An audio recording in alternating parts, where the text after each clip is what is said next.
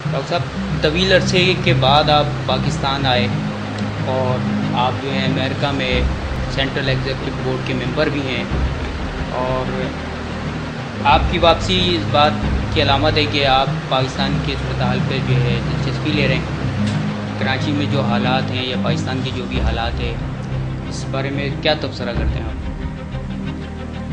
بات دراصل یہ ہے مختار صاحب کے کراچی میں رہنے والے، کراچی میں بسنے والے اور کراچی کے باسیوں کو کراچی سے ہمیشہ دنیا کے کسی حصے میں بھی دلچسپی رہے گی، اور وہ دلچسپی نہیں ٹوٹ سکتی ہے کیونکہ محور اور مرکز کراچی اور پاکستان۔ چنانچہ باہر رہتے ہوئے بھی باہر جتنے لوگ رہتے ہیں وہ سب ان کی نظریں پاکستان پر اور کراچی میں رہنے والوں کی کراچی پہ ہوتی ہیں، اور اگر یہاں پر کوئی ایسی چیز انہونی ہوتی ہے تو اس سے وہ بڑے متاثر ہوتے ہیں، ذہنی طور پہ الجھاؤ اور تناؤ کا شکار ہوتے ہیں۔ چنانچہ یہی میرے ساتھ بھی ہے۔ اس وقت عالمی سطح پر جو تبدیلیاں ہو رہی ہیں اور عالمی سطح پر جو کچھ تغیرات ہو رہے ہیں اس میں کراچی کا ایک بہت بڑا رول ہے۔ 9/11 کے بعد اگر آپ دیکھیے کہ افغانستان کو فوکس کیا گیا، عراق کو فوکس کیا گیا، اور لوگوں کے ذہن میں یہ سوال آیا کہ یہ فوکس افغانستان اور عراق کو کیا گیا، پاکستان سے اتنی دلچسپی کیوں عالمی سطح پر نظر آئی؟ پاکستان پہ دلچسپی کی دراصل وجہ یہ ہے کہ پاکستان کو ہاٹ بیڈ سمجھا گیا جہاں سے ٹیررسٹ پیدا ہوئے یا ٹیررسٹ سیلز جہاں پر موجود تھے۔ عالمی سطح پر یہ تاثر رہا ہے۔ چنانچہ پاکستان کے فرنٹیئر کے ریجن میں اور نارتھ میں خاص طور پہ عالمی طاقتوں نے دلچسپی لی کہ وہاں سے اگر کوئی ٹیررسٹ ایلیمنٹ ہے اور کوئی ہاٹ بیڈ ایسا ایگزسٹ کرتا ہے یا ایسے کیمپس ایگزسٹ کرتے ہیں تو ان کو ایلیمنیٹ کیا جائے۔ لیکن اس تمام آپریشن کے اندر جو افغانستان کے اندر ہو رہا ہے، اس آپریشن کی کمک کا راستہ، کمیونیکیشن کا راستہ کراچی ہے۔ کراچی پورٹ اگر سیل ہو جائے یا کراچی سٹی اگر کولیپس کر جائے تو افغانستان میں نیٹو فورسز اپنی جنگ نہیں لڑ سکتے۔ خاص طور پہ کرغزستان میں جب حالات خراب ہوئے اور وہاں ڈی اسٹیبلائز گورنمنٹ کر گئی تو پورے کا پورا زور جو ہے وہ پاکستان کی طرف رہا۔ اگر کراچی ڈی اسٹیبلائز ہو جاتا ہے یا کراچی کی پولیٹیکل فورس کو ڈی اسٹیبلائز کر دیا جاتا ہے یا کراچی کے نمائندوں کو متاثر کر دیا جاتا ہے، ایسی صورتحال کے اندر وہ کمک جو کراچی سے جانی ہے وہ رک جائے گی۔ چنانچہ امریکہ ہی نہیں بلکہ ویسٹ کی تمام طاقتوں کی نظر کراچی کی پولیٹیکل لیڈرشپ پہ بھی ہے۔ جہاں پر ان کی نظر پاکستان کی ٹوٹل پولیٹیکل لیڈرشپ پہ ہے، وہاں کی کراچی کی لیڈرشپ بھی ایک اہم رول ادا کرتی ہے۔ وہ جنگ نہیں جیتی جا سکتی ہے جب تک کہ کراچی کی لیڈرشپ کراچی کو ٹرموائل سے بچا نہ سکے۔ چنانچہ اس وقت جو حالات خراب ہو رہے ہیں کراچی کے اندر، جو ڈی اسٹیبلٹی کی طرف کراچی جا رہا ہے اور جو ایتھنک وائلنس کریٹ ہو رہے ہیں، وہ یقیناً نہ تو پاکستان کے انٹرسٹ میں جاتے ہیں اور نہ ان فورسز کے انٹرسٹ میں جاتے ہیں جو ٹیررزم کے خلاف فائٹ کر رہی ہیں۔ ڈاکٹر صاحب، کراچی کے اندر جو ٹارگٹ کلنگ روز کا معمول ہے، روز جو ہے کوئی نہ کوئی محنت کش جو ہے وہ مطلب ہے کہ اپنی زندگی سے ہاتھ دھو بیٹھتا ہے، آپ کیا سمجھتے ہیں اس کا ذمہ دار کون ہے، قصوروار کون ہے، اور اس کو یہ ٹارگٹ کلنگ کا سلسلہ ختم کرنے کے لیے کیا کرنا چاہیے؟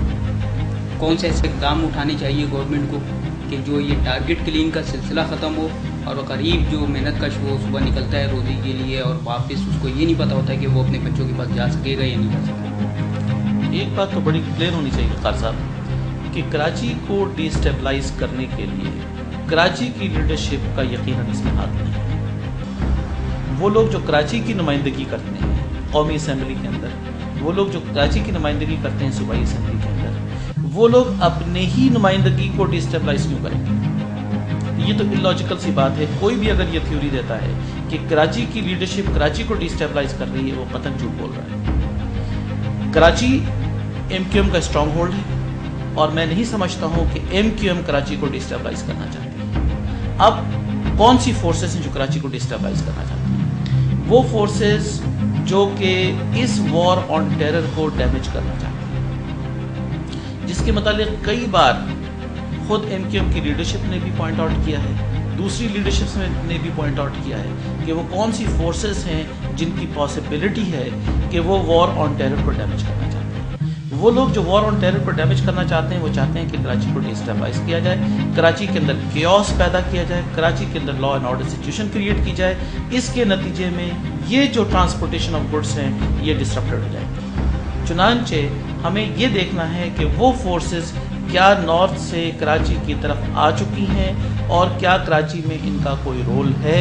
اور یہ لا انفورسمنٹ ایجنسیز کی ذمہ داری ہے کہ ان کو سنگل آؤٹ کریں اور ایسے ایکسٹریم ایلیمنٹس کو اس سوسائٹی سے باہر نکالیں۔ یہ شہر وہی شہر ہے جس شہر میں چوری بھی بڑی مشکل سے نظر آتی تھی کہ اس شہر میں چوری ہوتی ہے اور ڈاکہ ڈلتا ہے، آج یہ شہر اتنا لا اینڈ آرڈر کا شکار صرف انٹرنیشنل پارٹیسپیشن آف پاکستان کی انٹرنیشنل پارٹیسپیشن کی وجہ سے یا پاکستان کی گلوبل پوزیشننگ کی وجہ سے یہ ہو گیا ہے، کیونکہ Pakistan is at the crossroads of Central Asia, Pakistan is at the crossroads of western Asia, Pakistan is at the crossroads of Middle East, اور یہ ہماری بندرگاہ جو ہے یہ سینٹرل ایشین ریپبلک تک اپنی رسائی رکھتی ہے۔ چنانچہ اس کی امپورٹنس کو ڈیمیج اسی وقت کیا جا سکتا ہے جب اس کو ڈی اسٹیبلائز کیا جائے۔ صوبائی گورنمنٹ اور وفاقی گورنمنٹ کی طرف سے کراچی کے اندر مختلف جگہ پہ کرفیو لگا کر اور حساس علاقوں میں ناکہ بندی کر کے جو ٹارگٹ کلنگ روکنے کے لیے آپریشن کیا جا رہا ہے، تو آپ کیا سمجھتے ہیں کہ اس پہ مطلب ہے کہ کامیابی حاصل ہوگی یا کوئی فائدہ نہیں ہوگا؟ دیکھیے، اگر کمٹمنٹ ہے ہماری لا انفورسمنٹ ایجنسیز کی اور اگر وہ ان بائسڈ ایکشن لینا چاہتے ہیں، ان بائسڈ ایکشن کا مطلب یہ ہوا کہ اگر میرا سگا بھائی بھی انوالو ہے تو اسے بھی حاضر کرنا چاہیے قانون کے اداروں کو۔ یہ کہیں پر بھی پولیٹیکل ایکسپیڈینسی نہیں ہونی چاہیے کہ کون کس کا بھائی اور بھتیجا ہے۔ جب آپ پولیٹیکل ایکسپیڈینسیز کو ختم کریں گے اور نیوٹرل ایکشن لیں گے تو میں سمجھتا ہوں کہ کراچی کے اندر پیس کا نافذ ہونا، اس کو امپلیمنٹ کرنا کوئی ٹف جاب نہیں ہے۔ ہماری تمام ایجنسیز کراچی کے کرمنلز کے نام، ان کی تفصیلات سے واقف ہیں۔ جب کسی جگہ بینک ڈکیتی ہوتی ہے تو انہیں پتہ ہوتا ہے کہ کون سے لوگ انوالو ہیں، جب کسی جگہ ڈاکہ پڑتا ہے تو انہیں پتہ ہوتا ہے کون سے لوگ انوالو ہیں، لیکن اگر ان کے ہاتھ باندھ دیے جائیں اور ان پہ پولیٹیکل ایکسپیڈینسیز ان کو ٹیک اوور کر جائیں تو وہ بھی مجبور ہیں کہ ایکشن لے سکیں۔ میں نہیں سمجھتا کہ ہماری پولیس ڈپارٹمنٹ، ہماری لا انفورسمنٹ ایجنسیز، ہمارے سینسٹیو ادارے، ہماری انٹیلیجنس ایجنسیز کسی سے بھی کم ہیں۔ ان کے پاس سارے ٹولز موجود ہیں، ان کے پاس ساری لسٹ موجود ہیں، لیکن ان کے ہاتھ باندھے ہوئے ہیں۔ جس دن یہ ہاتھ ریلیز کر دیے گئے اور ان کو آزادی دے دی گئی کہ یہ ایکشن لیں تو میں سمجھتا ہوں کہ کراچی کے اندر پیس ہو جائے گا۔ ڈاکٹر صاحب، آپ طلباء کے رہنما بھی رہ چکے ہیں اور اپنے اپنی اسٹوڈنٹ لائف میں جو ہے آپ نے طلباء تنظیم بھی چلائی، تو اس وقت کی طلباء تنظیم اور اس وقت کی طلباء تنظیم میں کیا فرق سمجھتے ہیں آپ؟ دیکھیے، ایک بات میں بڑا کلیئر کرتا ہوں کہ جس دور میں ہم زمانے طالب علم میں تھے، جس دور میں میں طالب علم تھا کراچی یونیورسٹی کی فارمیسی فیکلٹی، یہی وہ دور تھا جب قائد تحریک بھی طالب علم تھے فارمیسی میں، یہی وہ دور تھا جب چیئرمین عظیم احمد طارق مرحوم بھی طالب علم تھے فارمیسی میں، یہی وہ دور تھا جب عظیم احمد طارق مرحوم کی بیگم نائلہ بھی طالب علم تھی، اور یہی وہ دور تھا جب ایم کیو ایم کی لیڈرشپ اسی فارمیسی فیکلٹی سے ملی۔ تو وہ لیڈرشپ جس نے قوم کی قیادت کی، وہ لیڈرشپ جس نے قوم کی رہنمائی کی، اس لیڈرشپ نے جہاں سے جنم لیا اور جس دور میں جنم لیا، اس دور کو آپ جس نام سے بھی پکارنا چاہیں، یقیناً وہ لیڈرز کا دور تھا۔ دیکھیں، ہمارے دور میں جو اسٹوڈنٹ لیڈرز ہوا کرتے تھے ان کے اندر چند خوبیوں کو ہونا بہت ضروری تھا۔ ان کا کردار، ان کا گفتار، ان کی تعلیم، ان کی تحریر، ان کی تقریر کا ایک معیار ہونا لازم تھا۔ اگر یہ چیزیں آپ کے اندر نہیں تھیں تو آپ اسٹوڈنٹ لیڈرشپ کو نہیں لے سکتے۔ اس دور میں اگر کوئی لڑکا ایک چھری بھی نکال دیتا تھا کیمپس کے اندر تو وہ کسی الیکشن کا حصہ نہیں بن سکتا تھا، اس کی اتنی بدنامی ہوتی تھی۔ تو کردار، گفتار، جتنی چیزیں میں نے آپ کو گنوائی، ان تمام چیزوں کا ایک ذات کے اندر موجود ہونا اسٹوڈنٹ لیڈرشپ کی ضامن ہوتی ہے۔ ہم اس دور سے گزرے. یہ وہ دور تھا جس دور نے الطاف حسین کو پیدا کیا. یہ وہ دور تھا جس دور نے عظیم احمد طالب کو پیدا کیا. میں یہ بہت اچھی طرح سے آپ سے یہ بات کہہ سکتا ہوں کہ الطاف حسین صاحب پہ بیشتر الزامات لوگ لگا سکتے ہیں، لیکن اگر آپ مجھ سے پوچھیں گے اس دور کے ساتھی کی حیثیت سے تو الطاف حسین صاحب کے کیریکٹر پہ کوئی انگلی نہیں اٹھائی جا سکتی. الطاف حسین نے اس دور میں اپنی لیڈرشپ کی ابتدا کی جو لیڈرشپ کی ہائٹس ہولڈ کرتی تھی. اس دور میں کراچی یونیورسٹی اور پنجاب یونیورسٹی پاکستان کی دو بڑی یونیورسٹیز ہوتی تھیں جو پاکستان کو لیڈرشپ پرووائڈ کیا کرتی تھی. میں سمجھتا ہوں کہ کراچی کو ایک اچھی لیڈرشپ ملی اور کراچی کو اس لیڈرشپ کے ملنے کے بعد سازشوں کا اور سیاست کا شکار بنایا جاتا رہا. پوری کوشش کی گئی کہ کراچی کی لیڈرشپ پاکستان پہ نہ چھا سکے. پوری کوشش کی گئی کہ کراچی کی لیڈرشپ پاکستان کو ٹیک اوور نہ کر سکے، لیکن کراچی کی لیڈرشپ کے اندر یہ پوری صلاحیت موجود ہے کہ وہ پاکستان کی لیڈرشپ کو ٹیک اوور کر سکے اور متوسط گھرانے کی لیڈرشپ پاکستان کو دے سکے، جسے آپ مڈل کلاس لیڈرشپ کہتے ہیں. مڈل کلاس لیڈرشپ پاکستان کی اہم ضرورت ہے، کیونکہ مڈل کلاس کا لیڈر ہی یہ سمجھتا ہے کہ اصل بنیادی ضرورتیں معاشرے کی کیا ہیں. اپر کلاس سے سونے کے پیالے میں پانی پی کر اٹھنے والا بچہ یہ آپ کو نہیں بتا سکے گا کہ پاکستان کے عام آدمی کی زندگی کی ضروریات کیا ہیں اور معاشرتی ضروریات کیا ہیں. وہ جو اس پورے پروسیس سے گزرا ہوگا وہ اس چیز کو یقیناً سمجھ سکتا ہے اور آئیڈینٹیفائی کر سکتا ہے کہ اس کی کیا پرابلمس ہیں. تو میں سمجھتا ہوں کہ اس میں کراچی کی لیڈرشپ کا قطعی کوئی قصور نہیں ہے. یہ ایک سازش ہے جو کراچی کو تباہ کرنے کے لیے کی جا رہی ہے، اور کراچی کو ڈی اسٹیبلائز کرنے کا مقصد یہ ہے کہ جتنی فورسز وار آن ٹیرر کے اندر انوالو ہیں ان کو ڈیمیج کیا جائے، اور یہ کراچی کی لیڈرشپ کی ذمہ داری ہوتی ہے کہ اس چیز کو ایسے نہ ہونے دیا جائے. ڈاکٹر صاحب، جان بارڈن نے ابھی دورہ کیا پاکستان کا، تو یہ پاکستان کا دورہ اس کے مقاصد کیا ہیں، اور دوسری بات افغانستان کی موجودہ صورتحال پر کیا کہتے ہیں؟ دیکھیے، سوال کسی اور نے بھی مجھ سے کیا ہے اور کسی اور چینل پہ بھی سوال کیا گیا کہ جان بائیڈن صاحب کے دورے کا مقصد کیا تھا، یا جان بائیڈن صاحب کی جو باڈی لینگویج تھی پریس کانفرنس کے اندر وہ کیا تھی. بات یہ کہ جان بائیڈن صاحب افغانستان کے دورے پہ اپنے ٹروپس پہ ملنے کے لیے آئے.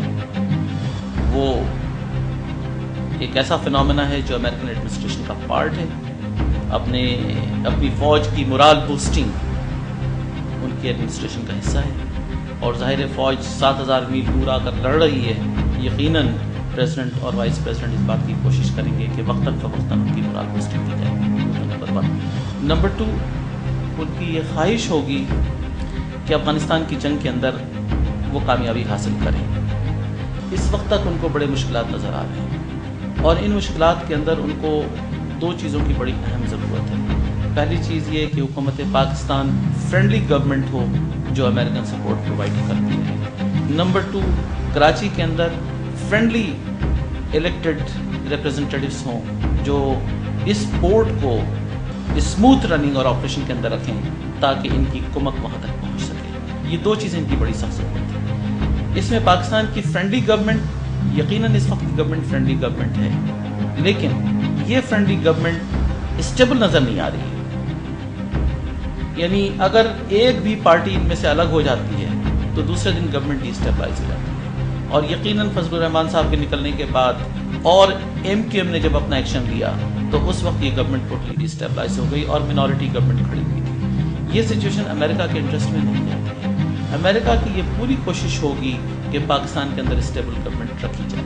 اب اس اسٹیبل گورنمنٹ کو رکھنے کے لیے ان کے پاس کون کون سے آپشنز ہیں. اگر یہ گورنمنٹ پاکستان کی سیکیورٹی، پاکستان کے پیسفل ماحول کو مینٹین نہیں کر پاتی ہے تو پھر امریکہ کو دوسرے آپشنز پہ کام کرنا ہوگا. اسی طرح جس طرح امریکہ نے بنگلہ دیش میں ڈھاکہ ماڈل پہ کام کیا. میں یہ نہیں سمجھتا کہ ڈھاکہ ماڈل کی ضرورت ہے یا نہیں ہے، لیکن اگر اس گورنمنٹ نے اپنی پرفارمنس ویک کر دی تو یقیناً ڈھاکہ ماڈل کی ضرورت ہے، اور اس بات کی ضرورت پڑے گی کہ پاکستان کی گورنمنٹ کے اندر معاملات کو چینج کیا جائے، تبدیل کیا جائے. اندرونی طور پہ عوامی خواہش بھی یہی ہوگی کہ پاکستان کی گورنمنٹ تبدیل ہو. جب عوامی سطح پر تبدیلی آئے گی اور انڈر کرنٹس حکومت کے اگینسٹ چل رہے ہوں گے اور باہر سے بھی تھریٹ بڑھ چکا ہوگا اور پارلیمنٹ کے اندر بھی ڈیسٹیبلائز گورنمنٹ ہو جائے گی، تو پھر کوئی وجہ نہیں بچتی کہ امریکہ ایسی گورنمنٹ کو بچا سکے. امریکہ کی خواہش ضرور ہوگی کہ پاکستان کے اندر گورنمنٹ نہ چینج ہو، پاکستان کے اندر گورنمنٹ ڈی اسٹیبلائز نہ ہو، تاکہ یہ اسموتھ فنکشننگ چلتی رہے. لیکن یہ وشفل تھنکنگ ہوگی اگر پارلیمنٹ میں گورنمنٹ ڈی اسٹیبلائز ہو گئی، عوامی سطح پر ان پاپولر گورنمنٹ ہو گئی، تو یہ صورتحال امریکہ کے فیور میں اس گورنمنٹ کو رکھنا نہیں ہوگا. کیونکہ کرغزستان میں آپ نے حالات دیکھے، ابھی ٹیونیسیا کے اندر آپ حالات کو دیکھیے کہ عوامی سطح پر جو اپروار ہوا اس کے نتیجے میں گورنمنٹ چینج ہو گئی. تو one has to be very careful when running an American government. Is the Pakistani government stable enough to extend support to the American forces in the north or not? That is the first thing that America has to take care of. If the government is not supportive or is not supported by the undercurrents, is not supported by the masses, by the populace, is not supported in the parliament, then what other options America has? پھر یہ کہ امریکہ اس چیز کو facilitate کرے گا جو نئی تبدیلی آ رہی ہوگی. امریکہ مجبور ہوگا کہ نئی تبدیلی کو فیسلیٹیٹ کرے، اور اس میں سب سے کی کوشچن، $1 بلین کوشچن یہ ہے کہ 2012 میں امریکہ اپنے الیکشنز میں جا رہا ہے. امریکہ کے اندر صدارتی الیکشن ہوں گے. صدارتی الیکشن وہ وقت ہوتا ہے جب امریکہ انوالو ہوتا ہے اپنے ڈومیسٹک معاملات کے اندر. جب ڈومیسٹک معاملات کے اندر، الیکشنز کے اندر امریکہ انوالو ہوتا ہے، اس وقت دنیا کی حکومتیں ٹوٹتی ہیں اور بدلتی ہیں. کیونکہ کسی بھی کو لانے والے کے لیے یہ آسان وقت ہوتا ہے کہ امریکہ اپنے معاملات کے اندر انوالو ہو اور اس ملک کے اندر تبدیلی لائی جائے. اس سے بیشتر کہ امریکہ کے الیکشنز ہوں، امریکہ کی خواہش ہوگی کہ پاکستان کے اندر حالات کو اسٹیبل کیا جائے. اس اسٹیبل کرنے کے لیے یا تو اس گورنمنٹ کو اسٹیبل کیا جائے، یا اگر یہ گورنمنٹ جاتی ہے تو نئی گورنمنٹ کو اسٹیبل کیا جائے یا اسٹیبلٹی دی جائے. اور ڈھاکہ ماڈل بہت سکسیسفل ماڈل ہو چکا ہے، اس لیے اکثر لوگ ڈھاکہ ماڈل کی بات کرتے ہیں. لیکن میں نہیں سمجھتا کہ ابھی فوری طور پہ امیڈیٹ ریمیڈی کے طور پہ اس چیز کی ضرورت پڑ رہی ہے. بہرحال جان بائیڈن کا دورہ ہو سکتا ہے کہ وہ ان چیزوں کو بھی خود دیکھنے آئے اور لوگوں سے ملنے آئے کہ یہاں کی صورتحال ہے کیا. کہا جاتا ہے کہ قبائلی علاقوں میں جو ڈرون حملے ہو رہے ہیں اس میں پاکستان کی رضامندی شامل ہے، اس بارے میں کیا کہتے ہیں؟ وقار صاحب، یہ سوال خاصا سینسٹیو سوال ہے، اور اس سوال پہ ڈائریکٹ جواب میں آپٹ آؤٹ کروں گا. لیکن آپ کو اتنا جواب ضرور دوں گا کہ پاکستان کی رضامندی ہے یا نہیں ہے. پاکستان کی ٹیریٹری کے اندر کسی بھی فورن انٹروژن کسی بھی سوورن اسٹیٹ کے اندر اجازت نہیں ہوتی. لیکن سوال یہ پیدا ہوتا ہے کہ کیا یہ ڈرون اٹیکس فورن انٹروژن ہے یا فرینڈلی سپورٹ؟ یہ دو ڈفرینٹ ڈیفینیشنز ہیں. کیا یہ ڈرون اٹیکس پاکستان کے لیے فرینڈلی سپورٹ کے طور پہ ان وار اگینسٹ ٹیررزم پارٹیسپیشن ہو رہی ہے یا فورن انٹروژن کے طور پر ہو رہی ہے؟ میری نظر میں یہ فرینڈلی سپورٹ ہے. فرینڈلی سپورٹ اس لیے ہے کہ جو چیز پاکستان کنٹرول نہیں کر پا رہا ہے اپنے بارڈرز پہ، اس کو امریکہ سپورٹ کر رہا ہے کہ پاکستان اس کو کنٹرول کر سکے. اس کے لیے وہ اپنی تمام ریسورسز کو استعمال کر رہا ہے، جس میں ڈرون اس کا ایک حصہ ہے. اب سوال یہ پیدا ہوتا ہے کہ ڈرون اٹیک سے انوسنٹ لائفز کا ضیاع ہو رہا ہے. ڈیفینیٹلی یہ کوئی بھی پاکستان کا شہری انوسنٹ لائف کا ضیاع ایکسیپٹ نہیں کرے گا. وہ یہ چاہے گا کہ کوئی اس قسم کا کولیٹرل ڈیمیج نہ ہو اس وار کے اندر جس سے انوسنٹ لائفز جائیں. چنانچہ اس بات کے لیے پاکستان نے بھی اور امریکہ کے اندر خود بھی لیجسلیٹرز نے یہ کوشچن کئی بار اٹھایا ہے کہ ڈرون اٹیکس کاؤنٹر پروڈکٹیو ہو رہے ہیں اس وار میں.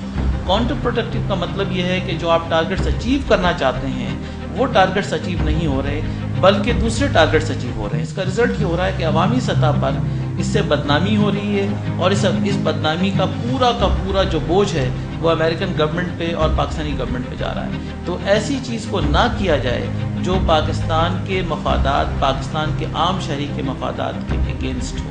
کیونکہ جو سب سے بنیادی چیز ہے، جو میں امریکن ٹی وی پہ بھی یہ بات کہتا رہا ہوں اور وہاں پہ بھی میں نے یہ اسٹیٹمنٹ دیا ہے کہ why there is a widening of gap between the perception of the Pakistani people and the policies of Pakistan's government. Pakistan government کی پالیسی ایک طرف جا رہی ہے اور پبلک پرسپشن دوسری طرف جا رہی ہے. پبلک اینٹی امریکن ہو رہی ہے اور گورنمنٹ پرو امریکن ہو رہی ہے. کیوں؟